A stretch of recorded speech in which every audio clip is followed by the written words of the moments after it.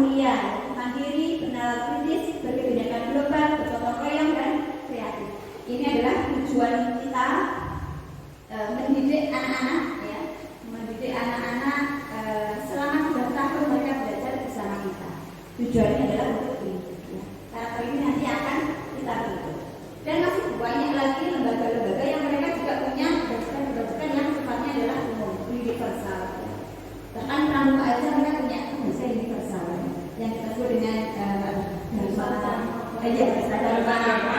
Selama itu juga berkat dosa yang universal. Tidak ada yang memungkiri bahwa 10 dharma itu adalah satu keburukan ya. Semua mengakui bahwa itu adalah kebaikan. Maka itu juga bisa disebut dengan kebajikan universal. Ini ada dari IHF, Education Heritage Foundation juga. Mereka punya sendiri kebajikan universalnya, kemudian keterampilan hidup dan masih banyak lagi ya. Dari YPO juga ada ya. Nah, berikutnya adalah setiap orang mereka melakukan sesuatu itu pasti akan punya motivasi sendiri-sendiri ya. Nah, yang kita kenal dengan motivasi perilaku manusia. Dan motivasi ini bisa berasal dari intrinsik maupun dari ekstrinsik. Sebagian besar memang kadang kita itu melakukan sesuatu karena faktor luar. Dan faktor luar itu yang mengontrol diri kita biar kita melakukan sesuatu tersebut. Nah, ini maka kita sebut dengan motivasi yang ekstrinsik. Yang paling baik adalah motivasi intrinsik. Yang kita melakukan sesuatu itu karena memang kita sadar ya bahwa kita harus melakukan itu. Namanya motivasi intrinsik. Motivasi yang pertama, nah ini untuk menghindari ketidaknyamanan atau hukuman. Kadang kita itu melakukan sesuatu atau murid kita melakukan sesuatu itu karena mereka nggak mau dihukum. Kenapa kok datang pagi ya? Tidak dihukum, nggak suruh diskusi dan seterusnya, nggak suruh baca ayat dan seterusnya. Ya. Jadi itu adalah karena motivasinya ekstrinsik. Biar mereka tidak mendapatkan hukuman, biar mereka merasa tetap nyaman. Karena kalau dihukum pasti tidak nyaman. Gitu ya. Yang kedua, ini setingkat lebih baik daripada motivasi yang pertama itu adalah untuk mendapatkan imbalan atau penghargaan dari orang lain. Jadi melakukan sesuatu itu dia dapat hadiah.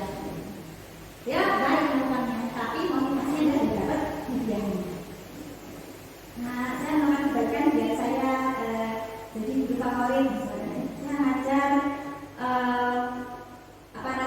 lebih baik biar biar disukai murid misalkan kayak gitu ya. Nah itu kita melakukan kebaikan, oke itu juga kebaikan. Tapi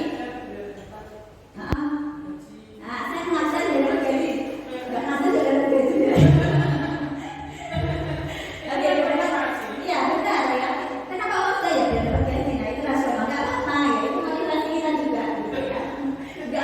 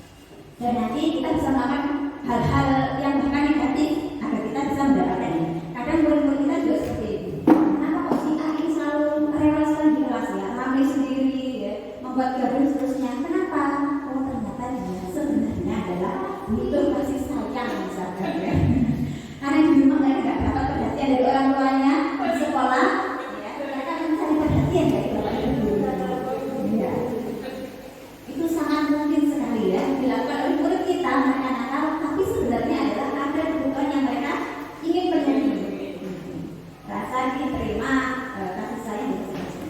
Berikutnya adalah kekuasaan dan penguasaan. Ini memimpin, berprestasi, diakui, ya, didengar, dihargai, kita butuh kompeten. Itu semua kita butuhkan. Jadi itu adalah kebutuhan besar kita. Kita butuh diakui, ya, butuh diakui oleh insya Allah di sini kita saling mengakui, ya. Ada si A, si B dan kita kita apresiasi ya semua para mereka ya, itu kita apresiasi, kita akui. Itu tidak ada masalah kita dari kekuasaan dan penguasaan ya. Tetapi nah, ini adalah kebutuhan besar kita. Kemudian kebebasan. Kebebasan adalah mandiri, otonom, memiliki pilihan. Nah, kebebasan itu artinya merdeka. Merdeka itu apa? Merdeka itu kita melakukan sesuatu itu karena memang keinginan kita. Kita tidak dikontrol oleh orang lain. Ya, kalau kita masih dikontrol oleh orang lain, berarti kita belum kita. Berarti nanti motivasinya masih motivasi yang ekstrinsi tadi. Tapi merdeka itu tidak hanya kita bebas, tetapi kita bertanggung jawab dengan kebebasan yang kita punya. Itu yang lebih penting. Ya, dari kata merdeka yang kita pahami. Jadi jangan bebas yang kebablasan seperti itu. Itu namanya bukan merdeka. Kemudian kesenangan. Kita butuh ini rasa untuk mendapatkan kesenangan. Ya, humor, bermain, senang-senang, bergembira, antusias, tertawa. Kita butuh jalan-jalan. rekreasi. Ini butuh kita, ya. Drakor butuh kita. Karena itu kesenangan ya. Kadang salah-salah kita adalah kesenangan macam-macam ya. Atau kesenangan sehat, biar tetap waras. Oke ya. Kesenangannya guguran akal-akal. Nah, ya, itu bisa jadi kesenangan yang positif ya, Pak. Ya, bisa mengatasi masalah itu sudah senang gitu ya. Luar biasa ya. Berikutnya adalah, nah ini terkait 5 posisi kontrol ya. Karena orang itu untuk mendapatkan kebutuhannya, ya mereka akan mampu melakukan segalanya. Ya, tetapi ingat untuk mendapatkan segalanya itu kita ada aturan-aturannya. Ada 5 posisi kontrol ini yang menurut penelitian ini ada orang-orang sering melakukan 5 posisi kontrol ini untuk memaksa orang atau untuk meminta seseorang melakukan apa yang mereka inginkan. Gitu ya. Jadi kontrol itu adalah perlakuan kita pada seseorang atau perintah kita pada seseorang agar mereka melakukan apa yang kita perintahkan. Itu namanya kontrol. Nah, coba nanti kita sambil menilai diri kita sendiri. Kita itu biasanya posisi kontrol yang mana yang akan kita mainkan, kita perankan. Apalagi kita sebagai guru, pasti kita punya posisi kontrol ini dan harus ambil posisi kontrol ini. Nah, ini ada 5 posisi kontrol. Yang pertama adalah penghukum. Nah, ya. Penghukum ini biasanya adalah menggunakan hukuman fisik maupun verbal. Ada anak, misalkan kami sendiri langsung cubit, ya. Nah ini namanya penghukum. Atau maju ke depan, kakinya diangkat satu, tunggu sampai pelajaran selesai, misalnya. Ya. Nah, efek negatif dari penghukum ini adalah membuat anak merasa malu, merasa minder, ya. Jadi itu kenangan yang tak terlupakan biasanya. Ini kalau kita mengambil posisi kontrol kita sebagai penghukum. Tapi ini adalah cara paling tepat ya untuk menghentikan kenakalan mereka. Ya. Menghentikannya yaitu dengan cara suruh mengerjakan soal di depan. Sampai dia biasanya kalau saya sih kalau menghukum mereka itu terutama ketika pelajaran menghitung mesti ketika ramai ya saya suruh ke depan tolong dikerjakan, tapi ya saya harapkan juga dan itu memang betul akan jadi kenangan seumur hidupnya. Dan itu dia ketika ketemu saya dia ngomong ingat ingat. Tapi dari itu saya bisa istilahnya mengerjakan soal itu. Ini adalah pengalaman dulu ya.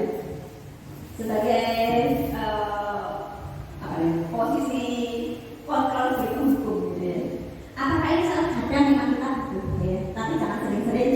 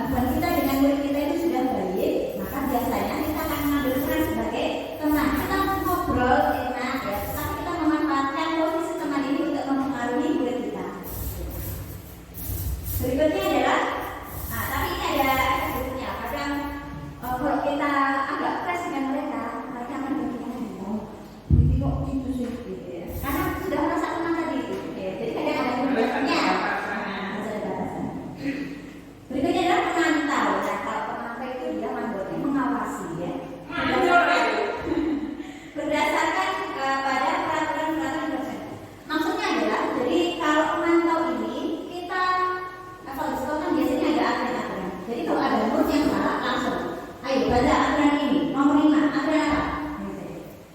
Saya memakai seragam lengkap Bu. Kamu pakai seragam lengkap apa enggak? Tidak Bu. Berarti konsekuensinya apa? Jadi membenturkan antara aturan dengan konsekuensinya. Ini yang pemantau, mengawasi peraturan-peraturan dan konsekuensi. Ini Pak Nur. Aturannya apa? Konsekuensinya apa? 5 poin. Itu berarti pemantau. Berikutnya adalah bagian manajer. Ini harapan kita semua kita bisa menjadi atau mengambil posisi kontrol sebagai manajer. Ya. Apa itu? Guru mempersilahkan murid mempertanggungjawabkan perilakunya, mendukung murid agar dapat menemukan solusi atas permasalahannya sendiri. Nah, namanya manajer ini memang lebih panjang prosesnya, ya, tetapi nanti dampaknya yang paling baik ya kepada murid ini. Memang prosesnya panjang, ya, harus ada dialog yang terus menerus, ya, sampai murid kita itu menyadari benar kesalahannya apa, keinginannya apa, dan solusinya pun itu muncul dari murid kita. Gitu, ya. Sehingga nanti dia itu ketika menjalankan konsekuensinya dia itu sangat patuh dengan solusi yang dia tawarkan tadi. Harapannya adalah nanti bisa menjadi manajer dalam menyelesaikan setiap permasalahan antara kita dengan murid kita atau yang lain. Nah, ini contohnya teman-teman ya. Misalkan ada siswa meeting saat terjadi langsung, maka 5 fungsi kontrol masing-masing itu contohnya begini. Oh, sebagai hukum ya. Ini berdiri di depan kelas sampai pertemuan terakhir. Malu sudah dia malu di depan ya. Namanya menghukum. Kemudian membuat rasa bersalah sudah berapa kali Bapak ingatkan. Kenapa selalu buat kecewa? Kita membuat kecewa seorang itu kan kita juga sedih gitu ya. Ini. Berikutnya sebagai nama main bola lagi. Ayo seperti Bapak Ibu. Jangan bilang lagi ya. Ini untuk orang yang nggak bisa masuk. Berikutnya pemantau. Aturannya apa? Ya, konsekuensinya apa? Apa yang diambil oleh orang tua? Ya, nah, kalau manajer ini banyak karena ada usul dialog ya. Akan memantau kesalahan masal ya. Banyak dari dulu ya dan seterusnya. Nah, berikutnya adalah keyakinan kelas. Mungkin yang kita ketahui bersama itu ada namanya peraturan kelas ya. Itu ada. Tapi sekarang kita ganti dengan yang namanya keyakinan kelas. Ya. Kenapa kok keyakinan kelas? Karena yang ingin kita tuju itu adalah nilai universal yang akan kita angkat. Gitu ya. Contohnya ini. Mengapa kita memiliki peraturan tentang penggunaan helm pada saat mengendarai kendaraan motor misalkan ya? Kenapa kok harus pakai helm? Ya tidak tahu polisi misalkan ya, tetapi kan bukan itu yang kita tapi keselamatan diri. Gitu. Tetapi adalah keselamatan dan kesehatan yang ingin kita angkat gitu. Jadi nanti ketika di kelas juga kenapa kok nggak boleh rame? Tidak apa yang kita angkat kira-kira? Kalau ramai salah satu siswa ramai, tentunya akan mengganggu siswa yang lainnya yang sedang istilahnya fokus atau konsentrasi untuk belajar. Oke. Kalau rame berarti mengganggu konsentrasi, berarti itu tidak menghargai orang lain. Ya. Nah, nilai itu yang akan kita angkat, begitu. Kan namanya adalah keyakinan kelas. Ya. Nanti ini bisa kita praktekkan di kelas-kelas kita masing-masing Bapak Ibu untuk membuat keyakinan kelas. Nah, berikutnya bagaimana cara membentuk keyakinan kelas. Jadi kalau keyakinan kelas itu sifatnya dia kata-kata abstrak tadi, menghormati atas dan menghargai abstrak ya. Kalau peraturan kan tidak boleh ini, nah itu sudah jelas ya. Sudah kakunya itu. Tapi kalau keyakinan kelas ini lebih bersifat abstrak ya. Keyakinan kelas berupa pernyataan-pernyataan yang universal ya, dan seterusnya ya. Bersedia meninjau kembali keyakinan kelas dari waktu-waktu. Makanya kalau keyakinan kelas ini nanti disesuaikan. Kalau kita beda lagi kelasnya, ya kita ganti lagi. Tidak menetap di satu kelas lagi. Nah, bagaimana cara menerapkan kontrol? Nah, ini ada yang namanya menerapkan segitiga restitusi. Apa itu? Segitiga restitusi adalah proses menciptakan kondisi bagi murid untuk memperbaiki kesalahan mereka. Nah, sehingga mereka bisa kembali ke kelompok mereka itu dengan kebanggaan mereka.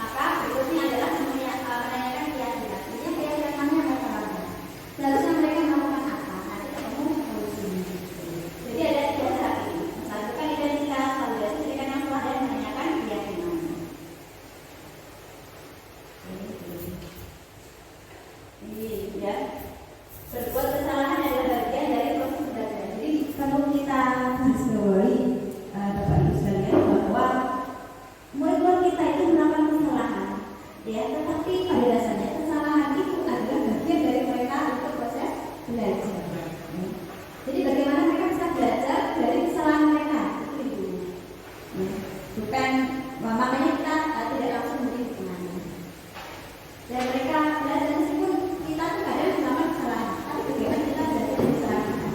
Kan begitu ya. Kemudian kebiasaan identitas gagal ke identitas sukses. Kalau dia sudah sadar kalau dia melakukan kesalahan, dia berani melakukan perbaikan. Nah, ini akan menggeser dia dari gagal, dari salah menuju baik atau benar, menuju sukses. Berbuat salah itu tidak apa-apa. Yang kita sampaikan kepada kita kalau dia melakukan kesalahan. Tidak ada manusia yang sempurna. Saya juga pernah melakukan kesalahan seperti itu. Nah, ini kata-kata yang kita sampaikan ya. Kita bisa menyelesaikan ini. Jadi kita tenangkan dulu. Berikutnya adalah validasi tindakan yang sama. Setiap tindakan kita dilakukan dengan satu tujuan. Tujuannya apa? Minimal adalah untuk mencapai 5 dasar kebutuhan hidup kita tadi. Ya. Jadi perlu diingat, senakal apapun murid kita, pasti mereka punya tujuan. Coba kita tanyakan tujuan mereka melakukan itu apa? Alasan mereka melakukan itu apa? Cari perhatian. Cari perhatian di sini. Ya. Kalau kita perhatian, maka dia akan mencari perhatian kita. Kita dapat satu kata kunci, mereka juga perhatian. Kamu pasti punya alasan mengapa melakukan itu. Ya. Kamu harus bangga pada dirimu sendiri. Ya. Kamu boleh mempertahankan sekali itu, tapi coba cari alternatif lain yang tidak merugikan orang lain. Ya. Berikutnya menanyakan keyakinan dia. Anak-anak siap untuk dihubungkan dengan nilai-nilai yang ada dan dia percaya. Ya. Dan berpindah dari orang yang salah menjadi orang yang dia harapkan. Gitu. Apa yang kita percaya sebagai anggota kelas, ya anggota keluarga. Nah ini kembali ke nilai-nilai. Apa nilai-nilai umum yang telah kita sepakati ini kalau kita sudah punya kesepakatan kelas atau keyakinan kelas. Bisa kita benturkan dengan keyakinan kelas apa yang sudah kita sepakati karena ini adalah kesepakatan. Jadi munculnya dari siswa. Kalau peraturan dari kita, top down kalau peraturan. Tapi kalau keyakinan kelas itu dari siswa kemudian kita koordinasikan, jadi koordinasi oleh kita. Nah, ini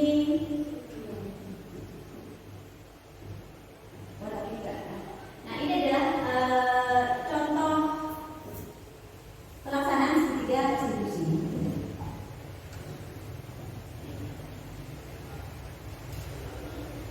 Nah, sampai selesai. Nah ini kalau kita sabar dulu. Kalau kita sabar dan sadar bagaimana cara menghadapi anak, menghadapi murid kita yang sedang melakukan kesalahan. Memang itu waktu. Sekarang ada di sini terjadi. Dari saya menemukan 4 hari yang lalu. Sekarang kami belum selesai. Justru saya salah. Tapi insya Allah nanti akan selesai. Soalnya ya kita itu sehari Oke, betul. Kadang memang butuh waktu untuk menyelesaikan satu masalah.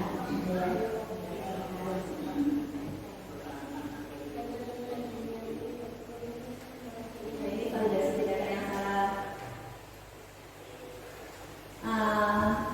Saya menonton beberapa film. Ini drama Cina ya. Tapi ini kok ya pas dengan nilai-nilai segitiga situ sini. Jadi bagaimana menghadapi orang yang salah itu perlu belajar. Kalau menghadapi orang salah itu ternyata begini cara berkomunikasinya. Tidak menyalahkan ya, tetapi bisa membuat orang tersebut bisa sadar dari kesalahannya ya, dan bisa menjadikan dia lebih baik.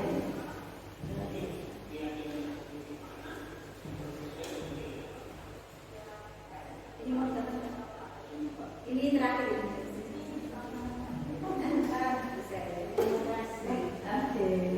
Baik, terima kasih Bapak Ibu. Demikian tadi diseminasi budaya positif dari saya. Semoga bermanfaat. Kurang dan lebihnya saya mohon maaf sebesar-besarnya. Assalamualaikum warahmatullahi wabarakatuh.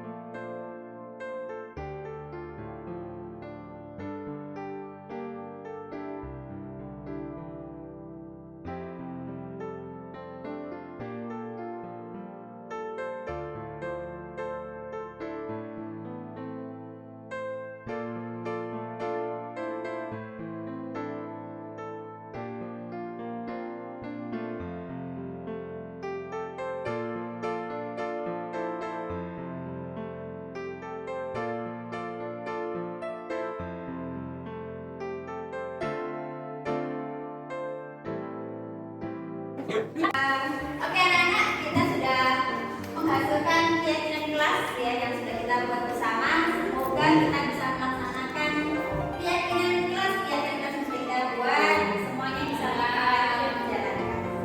Ya. Kita akhiri anak-anak sampai di sini pertemuan kita.